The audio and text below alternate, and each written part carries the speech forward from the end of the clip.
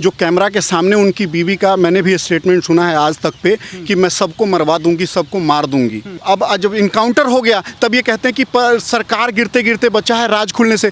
लेकिन योगी जी ने जो भी फैसला लिया है बहुत अच्छा फैसला लिया है। योगी जी, आपको याद होगा लाइव में कहा था योगी जी ने कि जितने भी गुंडे मवाली है वो यूपी छोड़कर चले जाए, नहीं तो लठ दे दिया जाएगा और मार दिए जाएंगे। कितना भी कपूत हो जाए पर माता को माता नहीं होती है। तीसाली होने के मद में इतना गिर चुका था कि अपने माँ को, अपने पिता को इतना टॉर्चर करता था। बहन ने खुद ही कहा कि जी हमारे घर पे कब्जा कर लिया था, 15 लाख रुपए की गवाही हमसे किया। बहन कह रही है मेरा छोटा बच्चा है, मेरे से ये सब मत पूछो, मैं कहाँ जाऊंगी। सोच लो, मरने के बाद अगर इतना खौफ है तो जिंदगी में वो क्या करता होगा कि उस विकास दुबे के पक्ष में बोल रहे हैं जो 30 में से 28 ब्राह्मणों का कत्ल किए हैं। उस टाइम कहाँ मर गए थे जब कृष्णानंद राय जी का हत्या कर दिया गया था। तो चुटिया काट करके ये मुन्ना बजरंगी जो था, जो राजा भैया के साथ रहता था, वो ले जाकर के मुख्तार अंसारी के पैरों में रखा था। कांग्रेस का एक नेता है उदित राज, जिसने ये ब्राह्मणों को सुअर बोला था। उस टाइम ये सारे ब्राह्मण कहाँ चले गए थे? योगी जी को ये लोग कभी भी इस जिंदगी में अब नहीं हटा सकते हैं। ये सिर्फ अपना घर भरना जानते हैं, दंगा फैलाना जानते हैं और दंगा कराना जानते हैं। इन लोग को देश की उन्नति से, राज्य की उन्नति से, राष्ट्र की उन्नति से, हर MP MLA सब उसके जेब में रहते थे। वो एक छोटा सा नेता था, फिर भी सबको अपने जेब में रखता था। ये पी चिदम्बरम गया, कांग्रेस का नेता, सब लोग कहते थे भाई राज उगलेगा, ये तो पूरा अफ्रीका खरीद रखा है, राज उगलेगा। कौन सा राज उगला? कितना दिन जेल में रहा? यही कोई मस्जिद होता और वही कोई धर्म विशेष का लोग होता तो उसको छुपा दिया जाता वहाँ। दोस्तों नमस्कार, आज हम बात करेंगे विकास दुबे की जो यात्रा थी वो ख़त्म हो चुकी है और उसके बाद अब बीबी सीधी धमकी दी है कि अब नहीं कोई बचने वाला है और मैं देख लूँगी। दूसरी बात अगर हम यहाँ पर करेंगे कि जो अंतिम संस्कार हो रहा था तो वहाँ पर उनके जीजाजी आए थे विकास दुबे के, तो उन्होंने भी एक बड़ा खुलासा किया है कि वहाँ पर जब विकास दुबे घर पर रहते थे तो अपनी माताजी को मारते थे और इतना मारते थे कि माताजी के मलमूत्र निकल जाते थे। ये सबसे गंभीर विषय है, परंतु इस पर इससे पहले कभी चर्चा नहीं हुई। दूसरी बात ये भी करेंगे कि जिस तरीके से उनके जो गुर्गे पाले गए थे वो भी अब कहीं ना कहीं जो STF मुंबई है उसने गिरफ्तार कर लिया है। इस विशेष चर्चा के लिए हमारे साथ धीरज पांडे जी जुड़ेंगे। क्या देखते हैं सर, जो विकास दुबे की पत्नी है उन्होंने सीधा एक जब मीडिया से वार्तालाप करती हैं तो उन्होंने एक तरह से धमकी दी है, देख लूँगी, क्या देखेंगी? देखिए, सबसे पहले मैं आपको बता दूं कि ये लोग 10 साल से तो सपा में थे, तो बुद्धि भ्रष्ट हो गई है इनकी। चाहे विकास दुबे हो, चाहे उनकी पत्नी हो, तो इनका हो गया है बुद्धि भ्रष्ट। अब बुद्धि भ्रष्ट हो गया है तो ऐसी बातें करेंगे ही। जो कैमरा के सामने उनकी बीवी का मैंने भी स्टेटमेंट सुना है आज तक पे कि मैं सबको मरवा दूंगी, सबको मार दूंगी। तो ये एक प्रमाण है कि बुद्धि भ्रष्ट होना। और वो जिस पार्टी से बिलोंग करती हैं उस पार्टी का भी पूरा बुद्धि भ्रष्ट है, उसके सुप्रीमो का भी। वो आपको लोग को भी दिखता है कि वो लाल टोपी लगा के आ जाते हैं न्यूज़ पे और बस सबको आजकल भड़काने का काम कर रहे हैं जी। तो कहीं ना कहीं अखिलेश यादव ने तो ये भी कहा था कि विकास दुबे निर्दोष है, बीबी इतनी बड़ी धमकी दे रही है, तो क्या मान लिया जाए अब? सर अब यही तो है, मैं इसीलिए तो कह रहा हूँ कि बुद्धि भ्रष्ट है। इनका भी तो बुद्धि भ्रष्ट है। एक चीज़ बताइए, ये इन्हीं के पार्टी में था और ये इनका देखते हैं एकदम से ट्वीट आया कि कभी विकास को पकड़ा भी जाएगा क्या। अब तो विकास भी पूछ रहा है कि पकड़े जाएंगे क्या। और जब पकड़ा गया तो अब जब इनकाउंटर हो गया तब ये कहते हैं कि सरकार गिरते गिरते बचा है राज खुलने से। मैं आपको बता दूँ सरकार किसका गिरता। आप 10 साल से आप जुड़े हुए हैं, आप अपना सारा गुंडाई का कार्य उससे करवाते थे, आप अपना सह दे रखे थे, आपका हाथ उसके पीछे था, तो किसका सरकार गिरता? सरकार गिरता आपका। लेकिन योगी जी ने जो भी फैसला लिया है बहुत अच्छा फैसला लिया है और एकदम बहुत ही सराहनीय कार्य किया गया था। और योगी सरकार, मैं आपको बता दूं, किसी को भी फूटी आंख इसलिए नहीं सुहा रहा है कि ये सारे गुंडा प्रवृत्ति के लोग हैं। ये सब चाहते हैं कि किसी तरह से योगी हटे क्योंकि हमें गुंडाई करने नहीं दिया जा रहा है। अब देख लीजिए, योगी जी कृष्णा यादव को मरवाएं तो योगी जी यादव विरोधी हो गए। योगी जी दुबे को मरवाए, दुबे विरोधी हो गए। के बाद में ये बबली गैंग का सफाया करवाया जी, दलित विरोधी हो गए। ये रावण जो है, जो सो कॉल्ड दलित मसीहा अपने आप को बोलता है, उसको विशेष जगह पे योगी जी ने लठ दे रखा है। यूपी में घुसना बैन कर दिया है तो योगी जी दलित विरोधी हो गए।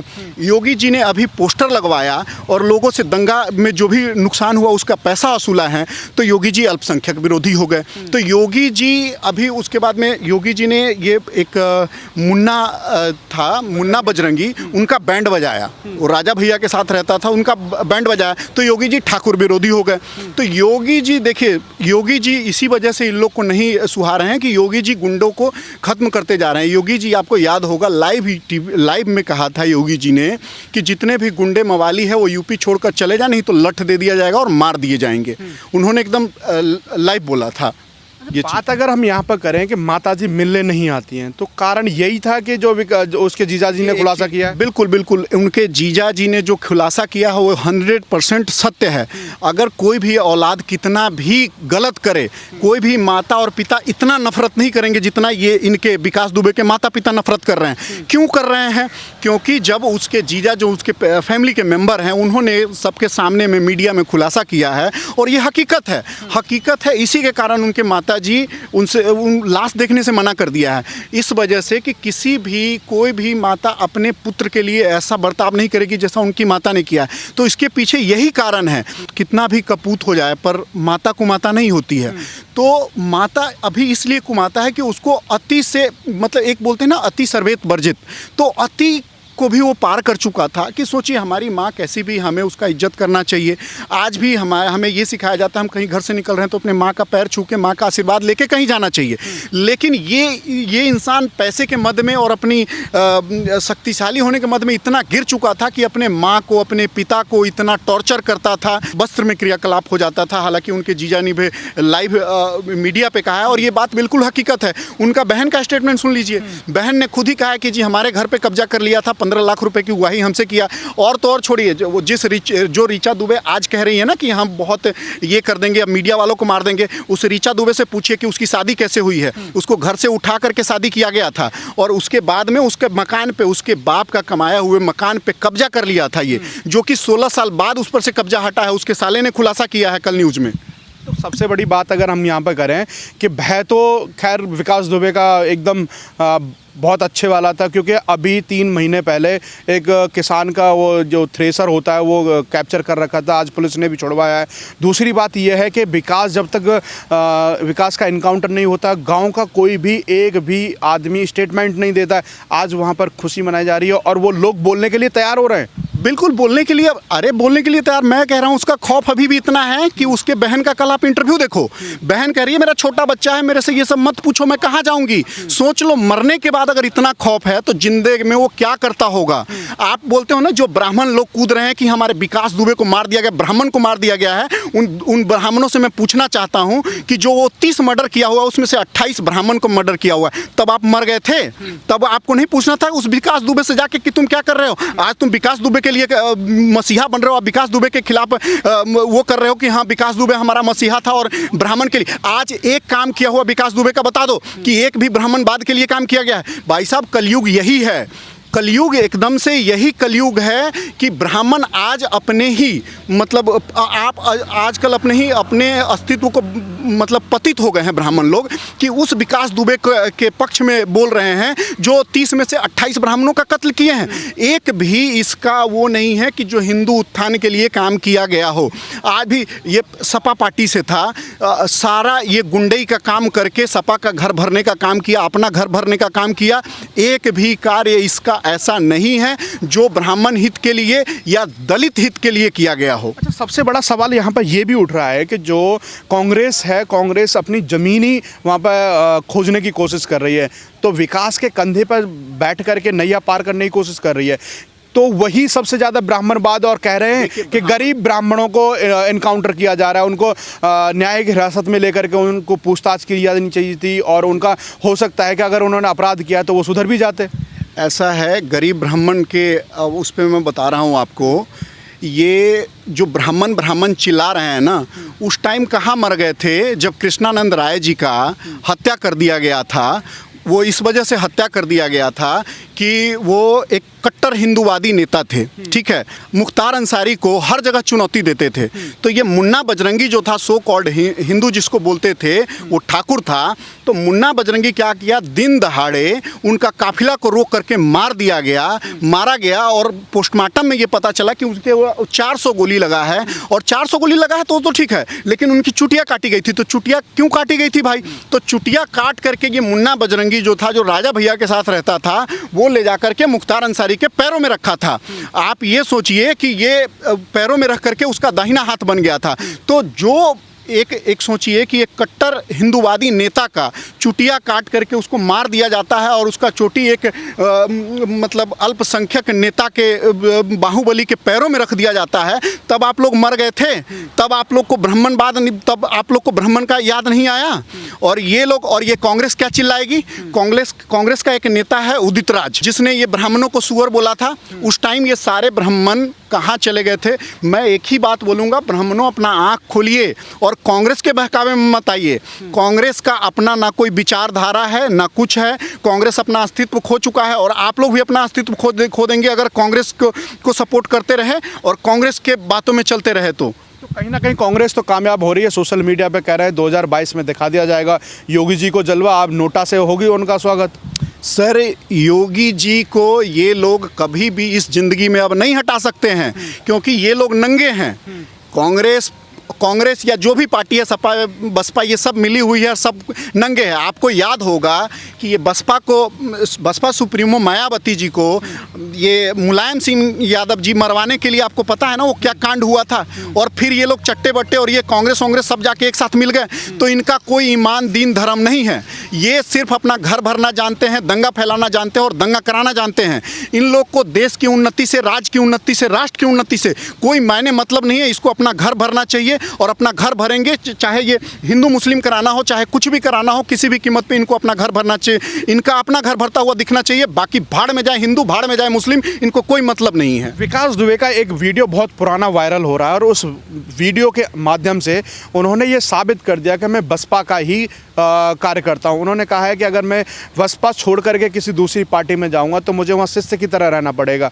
आज तो मैं टीचर की तरह रह रहा हूँ यहाँ पर और मेरे प्रदेशों तक और दिल्ली तक संबंध हैं। तो इसका मतलब क्या है कि वहीं से उसका जन्म हुआ था? बिल्कुल वहीं से जन्म हुआ और रहा, बिल्कुल वहाँ से तो पूरा जन्म हुआ। जैसे कि उसने पूरा वीडियो में बताया है, हर MP MLA सब उसके जेब में रहते थे। वो एक छोटा सा नेता था, फिर भी सबको अपने जेब में रखता था, क्योंकि सबके इशारे पे वो कार्य करता था। सबके इशारे पे वो, ऐसे ही 30 मर्डर हो गए, 30 मर्डर जो किया हुआ है सब उन्हीं के इशारे पे किया हुआ है। तो ये सारा जो ये मर्डर प्लान करता था, ये सब करता था, इसके वजह से पार्टी में उसका कद बढ़ता चला गया। और लास्ट में जो रहा सहा कदर आया, अखिलेश यादव जी का सरकार आया, उसमें वो और ज़्यादा बढ़ गया उसका कद। उनके साथ मिल करके वो और ज़्यादा पूरा वर्चस्व कायम किया है और इस वजह से उसका और अच्छा, सबसे बड़ा सवाल यहाँ पर ये भी उठता है कि कुछ लोग आरोप लगा रहे हैं और बड़े बड़े पत्रकार कहानी सुना रहे हैं और कह रहे हैं कि ऐसे समझो कि जैसे मरे हुए पशु में या जानवर में भूसा भरने के समान ये कहानी हो रही है। इनकाउंटर भी कहानी के तहत किया गया है। आपने सुना होगा कि रवीश कुमार हैं, वो अपनी अलग ही व्यथा गाने शुरू कर देते हैं। सबसे बड़ा सवाल ये है कि अगर विकास दुबे मर जाता है, राज दफन हो जाते हैं, मान लिया, परंतु एक बात ये समझ में नहीं आती है, अतीक अहमद, मुख्तार अंसारी, इतने बड़े बड़े गैंगस्टर जेल में हैं, उनसे क्या राज उगलवा लिया? बिल्कुल आप एक मतलब बड़े पत्रकार हैं और आप इतने दिन से इस सब मैटर पे रिसर्च कर रहे हैं। आप सोचिए कि इतना लोग जेल में बंद है। ये पी चिदम्बरम गया, कांग्रेस का नेता, सब लोग कहते थे भाई राज उगलेगा, ये तो पूरा अफ्रीका खरीद रखा है, राज उगलेगा। कौन सा राज उगला? कितना दिन जेल में रहा? भाई साहब, ये जेल वेल ये सब बस बनाए गए हैं और इनके ऊपर, जिनके ऊपर नेता का हाथ है, वो किसी को कुछ नहीं होता। ये विकास दुबे के ऊपर हाथ नहीं था, पूरा SP BSP सबका हाथ है इसके ऊपर। और ये जेल में जाता, मैं आपको बता रहा हूँ, मुश्किल से साल 1.5 साल में निकल जाता और फिर यही लोग हिजोड़ों की तरह ताली बजाते कि भैया ये तो निकल गया, कुछ नहीं कर पाए। और जब मार दिया गया फिर अभी भी हिजड़े की तरह ताली बजा रही है। तो ये किसी भी तरह से बस ये अराजकता फैलाना चाहते हैं, हिंदू मुस्लिम किसी तरह घुसेड़ना चाहते हैं, इसमें किसी तरह दंगा कराना चाहते हैं। इनका मनसा साफ है कि हमारा घर भरे, सरकार हटे, योगी जी को हटाएं, फिर से हम अपना गुंडा राज लाएं और गुंडे को किसी तरह बढ़ावा दिया जाए। तो भैया ये योगी जी हैं और पब्लिक समझ चुकी है कि योगी जी एक साफ छवि के हैं हैं। मैं आपको बता दूं, जो ये इसको मारा गया था मुन्ना बजरंगी को, वो कौन था? वो एक क्षत्रिय था, और योगी जी क्षत्रिय हैं। क्षत्रिय ने क्षत्रिय को मार करके उनका बदला लिया ना जी। जो नेता को मारा था, बदला लिए ना जी। बिल्कुल। तो ये बिल्कुल योगी जी का एकदम साफ है कि उनको आतंकवाद को नहीं पनपने देना है, चाहे किसी भी सूरत में हो। योगी जी पहले भी कह चुके हैं कि आतंकवादियों को क्या बिरयानी खिलाई जाए। लाइव वो कह चुके हैं कि आतंकवादियों को, यहाँ से जो भी आतंकवादी हैं वो यहाँ यूपी छोड़ के चले जाएं, नहीं तो लट घुसा दिया जाएगा, नहीं तो इनकाउंटर कर दिया जाएगा। और वही हो रहा है। और जिसके लिए पब्लिक ने वोट दिया है, वो उसको वोट की खुशी है कि उसके वोट का सही उपयोग हो रहा है। हमारा राष्ट्र, हमारा जो स्टेट है प्रगतिशील है, प्रगति की ओर जा रहा है। और ये ऐसा नहीं है कि हमारा जो अपना घर भरने के लिए सरकार ऐसा कार्य नहीं। आपको याद होगा रामायण का वो एक पार्ट, श्री राम जी कहते हैं सुग्रीव से कि एक योगी से अच्छा कोई भी नेता नहीं हो सकता। तो आज ये साबित हो रहा है, योगी जी को देख करके हम लोग को खुशी हो रही है कि बिल्कुल जो हमारे पुराणों में कहा गया है, ग्रंथों में कहा गया है, आज वो सही साबित हो रहा है। और जो विकास दुबे के लोग, जो हमारे हिंदू जो भाई चिल्ला रहे हैं कि वो महाकाल दर्शन करने गया था, देखिए आज भी हमें जो शिक्षा दी जाती है हमारे यहाँ कि गलत नहीं करना है, तो हम गलत करके हम जाएंगे महाकाल में मंदिर में मत्था टेकने, तो महाकाल भी जानते हैं कि यही वो है जिसने 28 हिंदुओं और 28 बेचारे ब्राह्मणों का कत्ल करके मेरे पास आया है। तो महाकाल भी आपके फेवर में नहीं आएंगे। इसलिए गलत किया है तो गलत किया है, हम उसके खिलाफ आवाज़ उठाते हैं और योगी जी का समर्थन करते हैं और करते रहेंगे। और योगी जी जो कर रहे हैं बहुत अच्छा कर रहे हैं। मेरा आखिरी सवाल होगा कि महाकाल, यही कोई मस्जिद होता और वही कोई धर्म विशेष का लोग होता तो उसको छुपा दिया जाता वहाँ। लेकिन ये मस्जिद नहीं है, ये मंदिर है, जहाँ किसी को छुपाया नहीं जाता है, गलत को गलत बोला जाता है, सही को सही बोला जाता है। जहाँ गलत था विकास दुबे, वो मारा गया, बहुत अच्छा हुआ।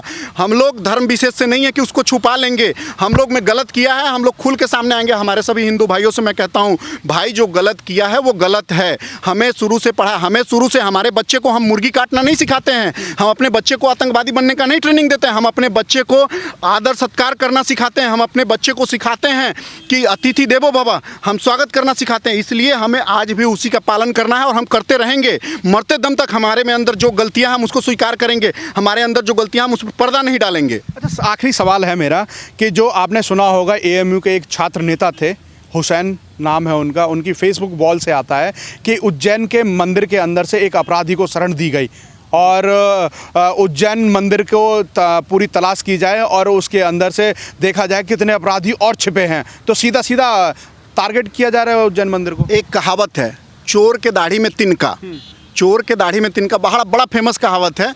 और मैं आपको बता दूं, ये चोर के दाढ़ी में तिनका इसलिए है कि आपको 50 जगह से ये न्यूज़ मिला होगा कि आज इस मस्जिद से 500 कट्टे निकल गए, तो 500 ये बंदूक निकल गए जी, 500 तलवारें निकल गई। आप कभी ये बता दीजिए कि किसी मंदिर से आपको खबर मिला हो कि ये बंदूक निकल गया हो, किसी मंदिर से कि कट्टा निकल गया हो, कुछ ऐसा खबर मिला है? तो ये चोर के दाढ़ी में तिनके के बराबर है। हर जगह कई मस्जिद में ब्लास्ट हुए हैं, बता दो किसी मंदिर में बम बनाते हुए बम फूट गया हो, ऐसा नहीं हुआ। तो ये चोर के दाढ़ी में तिनका है। आप अभी एक ही दे रहे हैं क्योंकि आपने एक पोस्ट देखा है, ऐसे हजारों पोस्ट आए होंगे, ऐसे हजारों पोस्ट आए होंगे कि चोर के दाढ़ी में तिनका वाला ये किसी तरह साबित करके मंदिर को बदनाम किया जाए।